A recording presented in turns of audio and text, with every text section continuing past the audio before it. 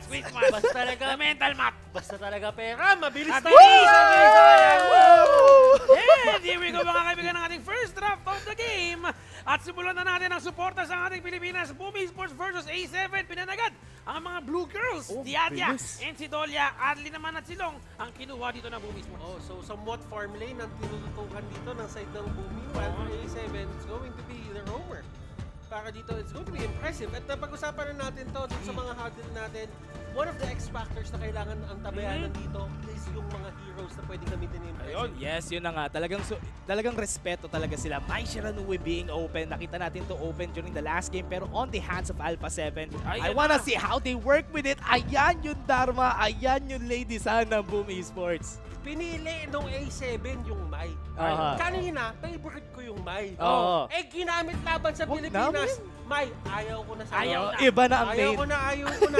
Friendship over! Friendship over na lang. Di na kita gagamitin. Hindi na gagamitin. Nagbago na ng main si Butters mga kaibigan.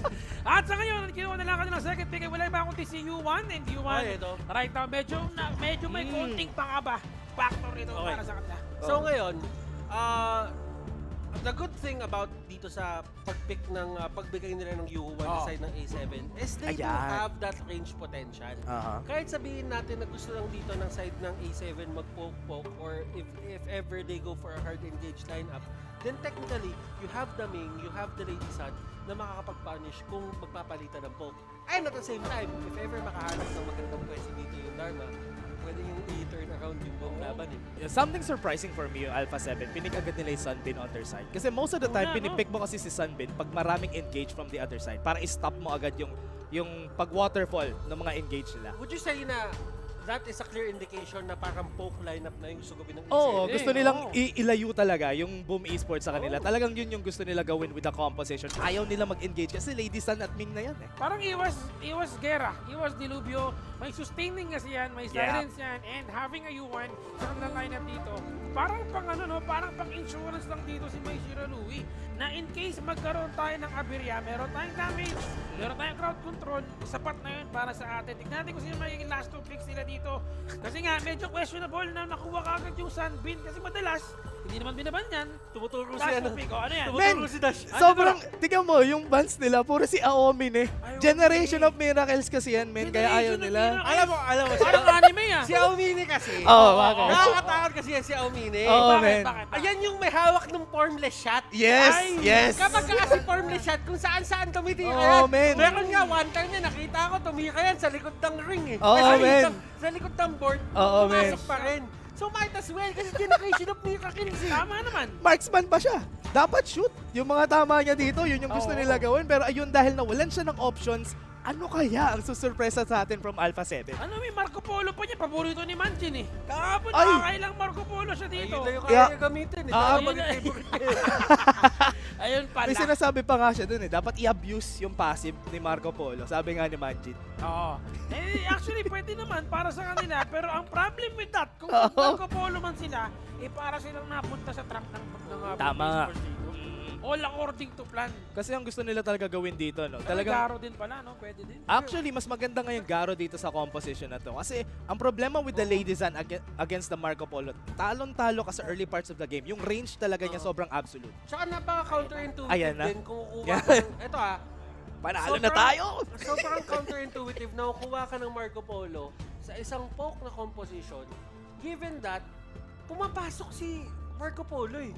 Walang sasab... So ano gagawin mo? Pa-first skill doon? Sabi, okay na, yun ang contribution ko.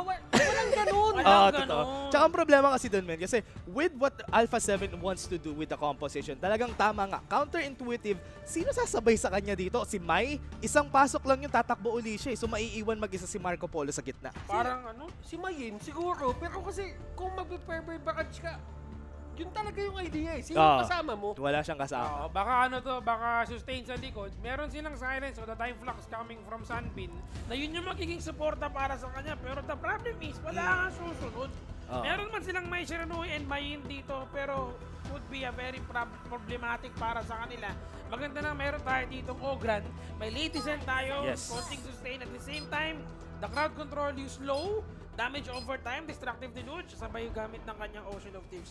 Medyo hindi ko kita yung gusto gawin ng Alpha 7 with the composition that they drafted. Talagang out of way. Kumbaga lahat ng mga dinraft nila sa composition nila. Pero Boom Esports, ito, classic to eh. Mga nakikita nating composition na to from them. And I'm kinda expecting a lot sa pwedeng gawin ng Boom Esports dito. Nakikita mo, tinutok talaga. Ang muka. Ni AG6. Ang muka. AG6. The pace. Eto na. Kung meron the pace, meron the pace value. The Yes. face value. The pace value of Ang HOK. ang Dowming si ng Boom Esports. Yo. Kumbaga, pagka yan, si AG6, habang nagpa-farm yan ng jungle, ang Tinutukan. ginagawa niya, kumahawi pa ng buhok yan. Umahawi pa ng buhok. Kumahawi ng buhok yan, Hindi na boy. pala. Para pala titira siya, no? Mahawi pa ng buhok, no? Oo. Pero ito, ang ganda nga, no? Very early into the game, ito yung gusto nila gawin. The pressure into the mid lane talaga para lang hindi makapag-level up. Or rather, para maka-rotate agad itong si Haikan papunta sa taas o sa baba kung saan man niya gusto. Si Sunbin dito, nakikita mo naman talagang tumututok-tutok lang. At si Marco Polo naman, as much as gusto niya ditong makipag-poke battle sa isang Lady Sun, ang hirap eh. Kasi alam mong in terms of damage, yung isang buong skill mo, 2 palo lang ng Lady Sun. Tama. Ganun eh. Tsaka early game pa kasi, no? Kaya wala talagang damage tong damage from Awomine for now. And even with the Sunbin together with him, talagang mahihirapan pa rin sila kasi the amount of sustain and range na meron itong farm lane si Azaro. Ayan ang mahirap pag si Azar ay medyo maasim at malalim ka agad as early as now. And that's how you just use isang Lady Sun. Wala pre, mahirap talaga, i-take down yung si Lady Sun eh. Malabayolet kasi yung kulay eh. Malabayolet kasi yan eh. Violet yun eh. Kaya, totoo yan. Kulay. Yung kulay. Kulay. Tira mo kulay. Mamaya, di ba? Oh, Violet violet. yan, ang kulay yan. Kaya Ay, nga, violet, Violet yan, Tama violet. naman. Uy! Ay! Oh, Nanakapo. laban sila. Yan, Unit lang, unit lang. Ay, Sige, subukan mo. Tumatalon Subukan mo. Lumasit ka. eh. Wala kang umili. Wala kang formless shot dito. Totoo yan. Hirap na hirap nga siya makahanap ng opening dito sa baba, no? Pero ito, sa nakikita naman natin sa ibang parts ng mapa natin, naghahanap ng opportunity itong Alpha 7 na baka makakuha sila ng kill. Maybe Baka. kay Miggy na lang nila ilagay yung kanilang attention. Baka makakuha ng kill kagad as early as na naghahanap. Sinusubukan kagad nilang bigyan ng pressure. Pero bot lane ang focus dito Ayan ng na si Boom Dragon. Esports. Di ba? Sige, basag lang ng torrent. Partida, may shield pa yan. Oo. Partida pa may shield pa yan. Ay. Yung Boom Esports dito, they're playing around their strengths. At alam nila, their strength right now is definitely onto that farm lane. Si Azar at si Impressive, sila ang may tether dito. Sila ang may connect. At talaga namang kailangan nila gamitin yan if they want to win. If mabasag yung token na yan sa gitna, sa baba, that means pwede na sila umikot sa iba pang lane. And recognizing who the star of the show is talaga yung kailangan natin makita dito sa Boom. Talagang with the Lady Sun kay Azar, alam naman nating star player nila to from the side of Boom Esports. Kaya dun talaga nila nilalagay lahat ng, kumbaga, all the eggs in the basket dito sa Lady Sun Ay, natin. maraming eggs yan, maraming basket din na pwede paglagyan dito. And at the same time, Azar, sabi nga ni Otulus, and also, even coming from Boom Esports, na siya Yes. talaga ang isa sa mga goods Yes. shot caller na kumbaga playing around him, making sure na may magandang Command nabibigay center para sa nga kanya. daw. Oo, Siya ang command center. Yes! Command Pero alam mo, pre, ang para sa akin kasi sa mga ganitong klaseng laro, pag dumating na yung mid-game, kapag may capability na mag-take down yung farm lane mo, sabihin yung marksman mo, that only means na alam niya kung sino yung kaya niyang patayin. Yes. So, ibig sabihin, kapag siya yung nag-shot call, mas naging efficient yung team kasi alam nila kung ano yung gusto nung farm lane nila. Alam. Oo, makikita naman natin dito, no? Talagang hindi pa nagkakaroon ng kills dito sa games natin. Talagang naghahanapan lang sila ng any na pagkakamali from both sides. Wala ba tayong nakikita ng ganun? Nagiging maingat sila pareho. Ay, grabe. Aggression coming in from both sides. Sa muna na bigyan ng pressure right now. Hindi mo get this first tower kagad. As early as now. Sa may rotate, papuntang Tyrant. Diretso dito. Napakalungkot ng buhay ng Marco Polo dito. As much as gusto niya talagang sumuporta, gusto niya umalalay, gusto niya lumapit, gusto niya mag-farm. He cannot keep Tyrant up has been with defeated. the Lady Sun Ming. And it's not because hindi siya magaling Hindi talaga. It's because talagang napakasakit lang ng pwedeng Mahirap. bawi sa kanya. Mahirap talaga. Wala talaga siya mahahanap talaga na place dito na makapag-fevered barrage siya eh. Kaya ang hirap rin talaga with their composition. Ito nga U1 eh, hindi nga siya makapag-set dun sa Overlord nila. If gusto nilang i-trade man lang yung Tyrant na nakuha ng other team, wala silang magawa dun. At saka kasi ang Fevered Barrage, kapag ka hindi ganun kasakit, sinat lang yun eh. Sinat. Oo. Sinat Hindi- lang, hindi wala siya siyang pala. barrage. Wala siyang barrage, Wala siya. sinat lang yan. Fevered lang, fevered. Fevered kasi May yan sakit eh. ka na, mainit lang. Mainit ka lang. Hindi pala tumutuloy ba ng lagnat yon yung fever barrage niya? Fevered lang, fevered Ah, lang. fevered Hindi lang. masakit. Yung may, lumabas Ay! tuloy yan! Ay, naku po, ayan ang sinasabi ko sa inyo. Naku! Wag kayo mag-engage sa Pilipinas. Alam namin yung mga sulok-sulok na hinahanap nyo na yan. Ayan, oo, Alam kabisado. namin yan, kabisado namin yan. Sa amin nagsimula yan eh. Kala yan eh. Sulok-sulok-sulukan namin yan. Kala ko pa naman si Gonprix may Jankenpon. Wala siya yung natamaan Ayun. nung rock. Jangken ang nangyari dito. Pero di pa tapos ang laban kasi nakakuha agad sila ng first blood. And that goes to impressive. Ang ganda ng rotation na ginagawa nila. After masira yung first tier sa baba, rekta kagad sa top. Top side agad yung babasagin nila pero may laban pa ata oh. Okay, pero they want to disengage. Hindi maganda yung Ay, pwesto pwede- na nakalagay nila. Pero si Azar dito, Grabe si napakatapang. Azar. Napakatapang ni Azar. Azar na nasa gitna, ang marksman na pang suguran na hindi nagdadalawang isip na lumaban sa teamfight. Overlord available, wala na silang primal ban. Pwede nilang kunin to, pero pwede rin hindi if ever man. Right now for the team, merong opening dito sa second tier turret sa top side. Pero si Agi6, they need to defend the mid lane turret kasi yan na yung susunod nila. Tumatakbo na parang mga itek dito yung mga member ng side ng A7. Oo, gumaganon lang sila. Parang kumbaga, parang nandiyan na. Yung main character parang nandiyan na. Gumaganon lang sila. Ang hirap kasi. And, hindi ko na sasabihin ko. Pero alam mo, Dash, ang napapansin ko sa kanila, napaka-reactive nung side ng A7, yung boom, proactive sila eh. Sobrang bilis nila sa mapa, no, Spear. Kasi sa nakita naman natin dito sa ginagawa ng Boom Esports, talagang hawak-hawak ni Agi6 lahat eh. Ayun, no, tignan mo, si Aomine talagang alis siya agad when they see one kasi alam nila with the Ming on the composition of Boom, pwede silang umikot anytime they want. Ang ganda ng rotation na ginagawa rin ngayon ng Boom Esports. Kung mapapansin din natin, kanina pa nila na-maintain yung 2,000 gold lead na meron Yes. tayo sa game after the Tyrant fight. At pwede pa nilang kunin ngayon actually Overlord that they have the map control na kinakailangan nila. First towers in the top lane and bot lane ay nasa kamay na nila ngayon. Pareho sila, oh. Sa mid lane, pwede sila lumaban! Oy, pero napakaganda! Oh! The setup galing kay Mickey dito! Mickey boy! Isang kalbo!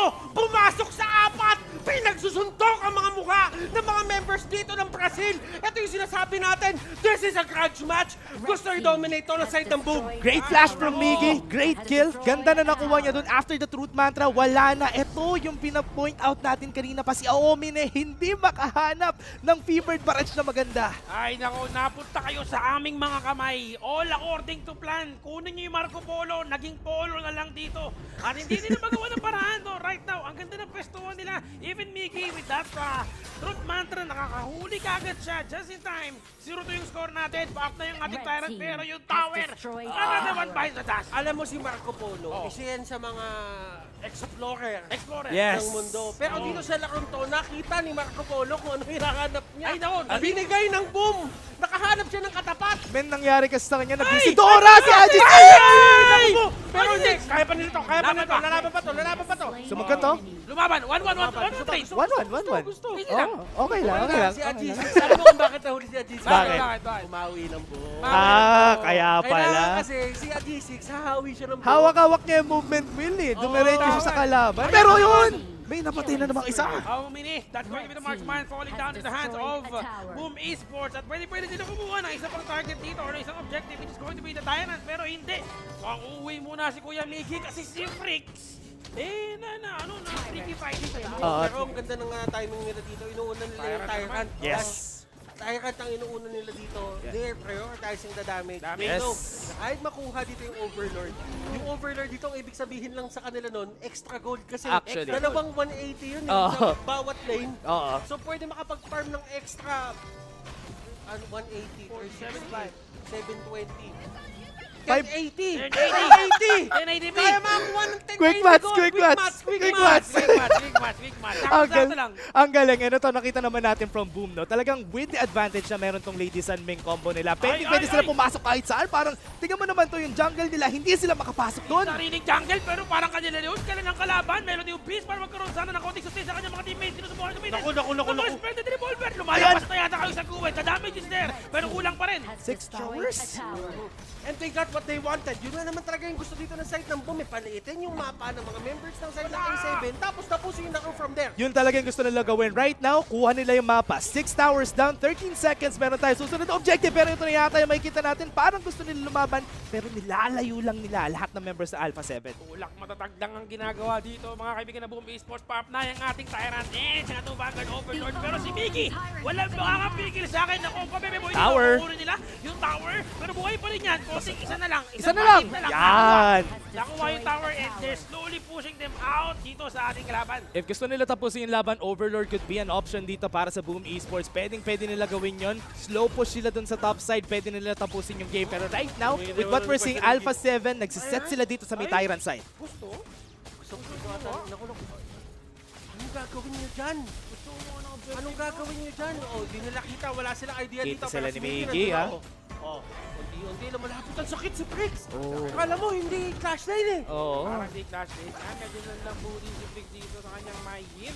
Nakuha nila ngayon ng Tyrant. Mukhang easy peasy lang ito para sa Boom Esports. Wala makagawa dito para makapigil. Uy! Ang kanilang Uy! kalaban, pero Nag-smite siya! nag-reset. Nag-smite siya! Nakalahati yung buhay. Nagamit na yung smite itong si AJ6. Pero no problem kasi kumawi lang ng Umawi ng buhok, bumalik yung Tyrant eh. Pero buti na lang nakuha pa rin nila in the end. Makukuha yung tower nila top side. That's 1 tower down for sure. Dito sa top. Wait, parang hindi pa rin nila nabasa. Yun, 2 towers down from the side of Alpha 7. Nagbigyan lang onte, binigyan natin ng onting resource. Pero looking at the map overall, nahihirapan na lumabas itong Alpha 7 just because wala na rin yung tower nila sa mid. Natural lane pressure. Talagang this is gonna be the map of Boom Esports. Kailangan lang nila laruin right now. Breaker na si ano? Kaya na. Kasama? Finish, no? 4th item na yun. Fourth item na 11 yan. minutes Shock na. yan. We're now at the late game of the match dito, no? At nakikita natin, movement kagad, puntang Overlord. Ganon sila ka-fed. Pwede nila kunin yung Overlord kahit ganon. And with this, wala silang any information from their side. Kahit na may primal ban, okay lang, walang nakakakita sa kanila from the side of Alpha 7. Tapos to, pag nakuha nila to. And this is bad for the side of A7. Para sa Overlord. Pero this is good for the Philippines. Siyempre! Pilipinas eh.